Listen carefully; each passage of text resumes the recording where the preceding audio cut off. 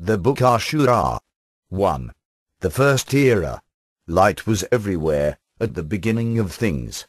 Nobody can fathom it, because in the beginning was not time. It was only the lux and nothing more.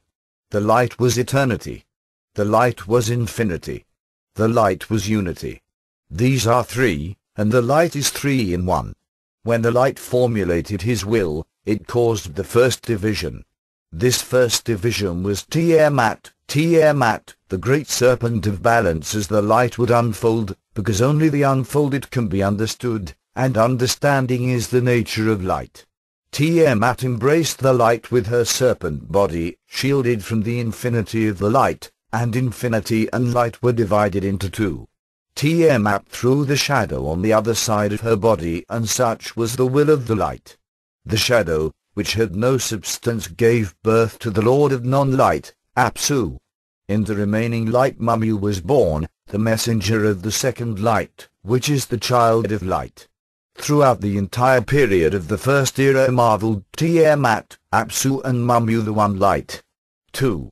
The second era. Apsu, however, the Lord of non-light, was not satisfied with the low reflection of light, which was given to him. He complained that he should dwell in non-light. Apsu envied Mummu and his place in the light. So Apsu complained to Tiamat that he too of the full light wanted to partake. Tiamat brought the word to Mummu. Mummu, child of light, appeared before the one light, and reported the request of Apsu. The one light said unto Apsu, "It is the way necessary for understanding that you are thus, and also that you are the Lord of the non-light for a time. You are the one which is to open the portal, because the light shines in the darkness. Therefore, behold." But Apsu could not grasp it. The one light said, "See, Apsu, you do not understand. So I grant you, together with Tiamat, to be consorted, so she will give birth to 7 children who accompany you in non-light. They should be the 7 rays of her light. This is my gift to you. They are the colors, and they are one, as the light is only one." Then Apsu and Tiamat consorted for a time. Tiamat gave birth to 7 colors, which poured out into the space of non-light. The 7 colors were called the 7 ancient ones. Within them lived the power of light, each one part in each.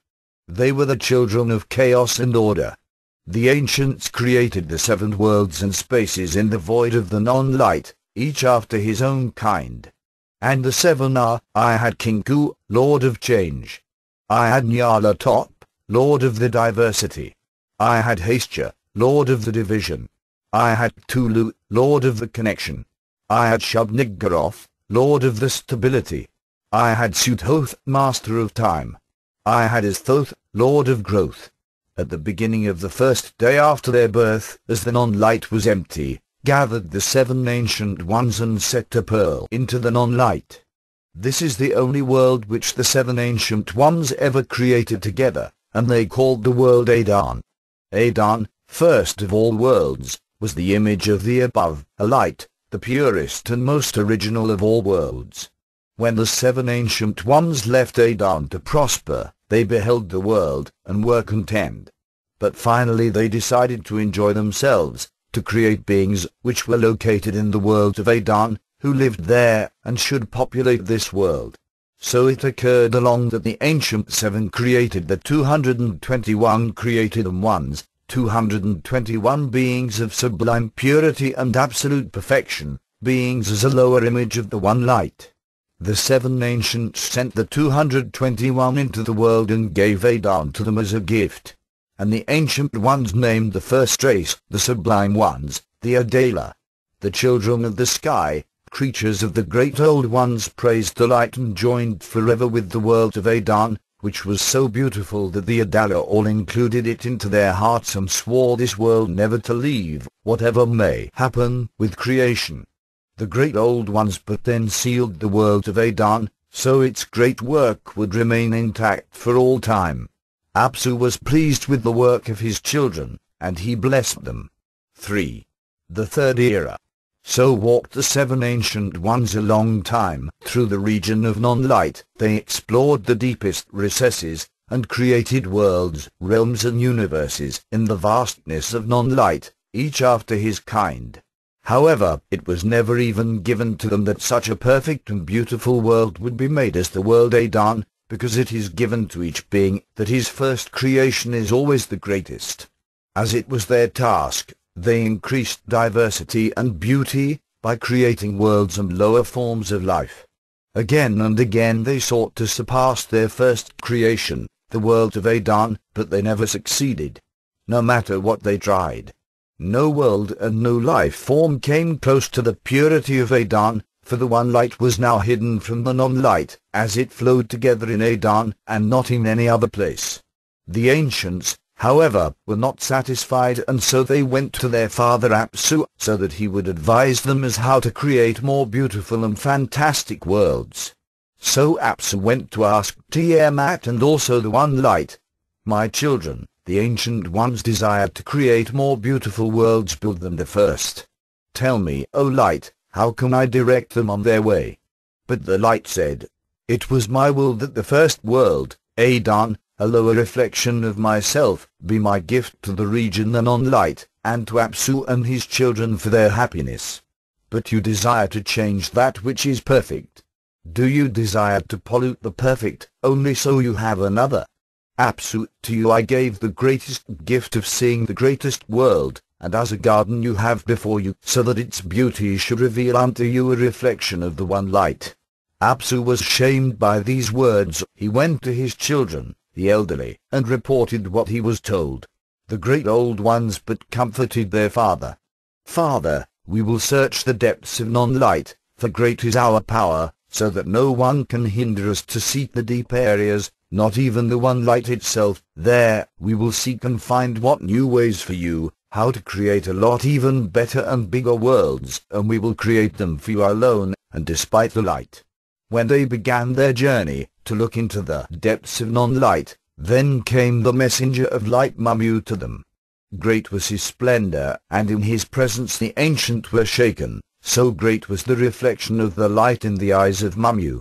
Mamu said, "Rebel not against the one light, for if ye travel into the depths of non-light in spite of him, and as ye will come further away from the one light, so you will lose yourself." Worried for his children is the one light, and it therefore sent Mamu to the great old ones. But they believed in their arrogance nothing of the light, and they jeered Mamu finally, claiming that the light just wanted to withhold his secrets. King Gu was the boldest of all, and his heart was full of anger. The light has a great power hidden in the far reaches of non-light.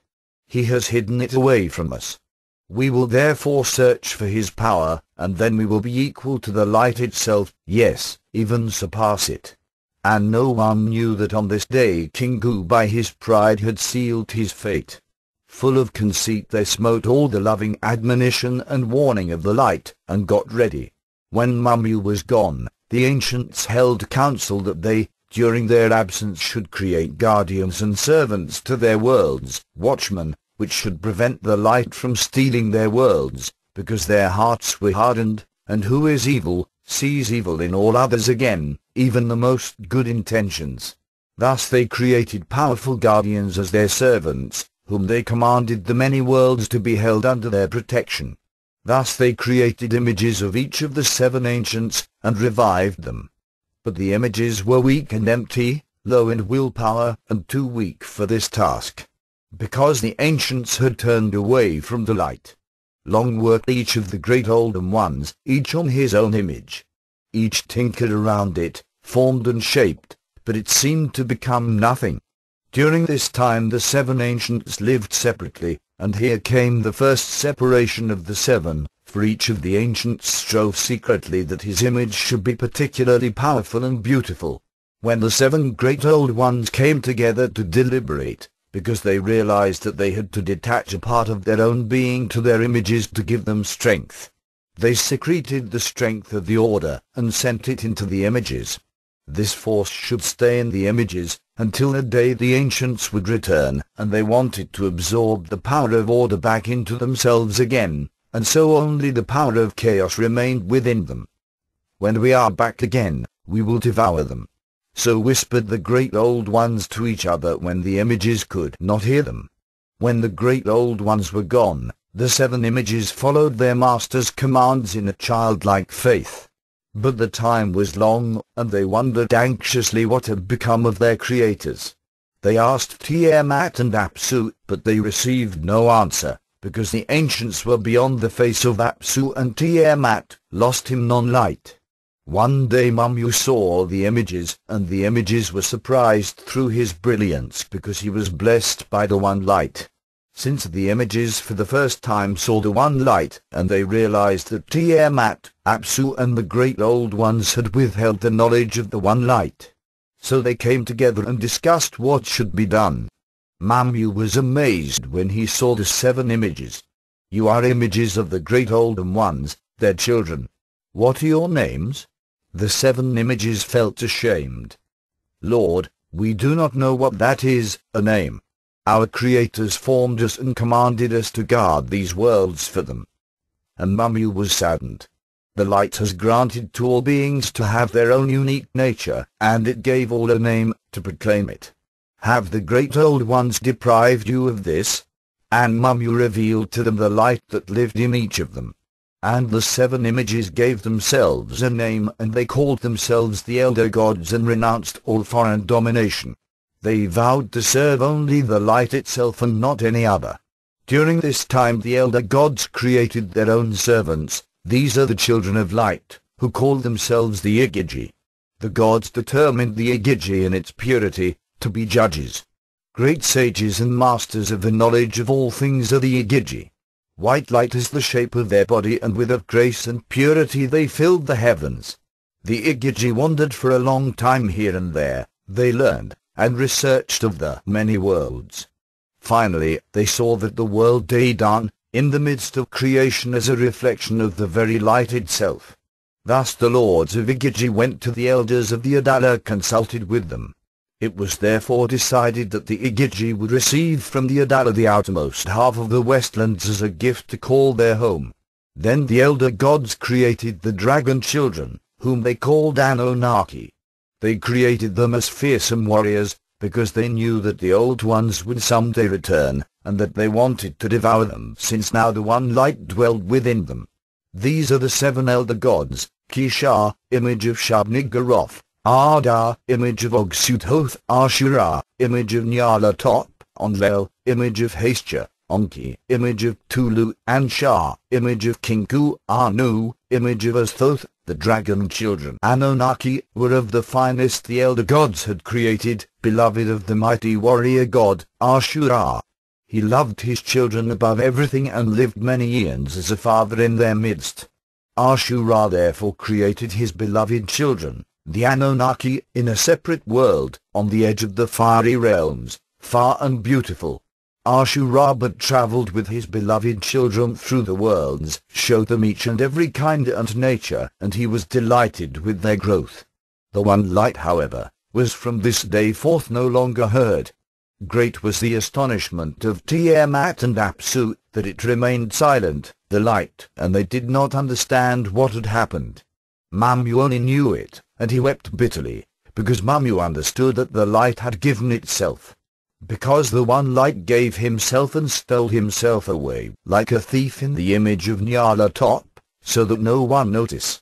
Therefore Ashura, the Lord himself, is one with the light, which is given for us and has taken shape, to heal the disunited creation. This is the sacrifice and the grace of the one light, that it came to us as Ashura, to connect with us. Blessed be Ashura, the light itself.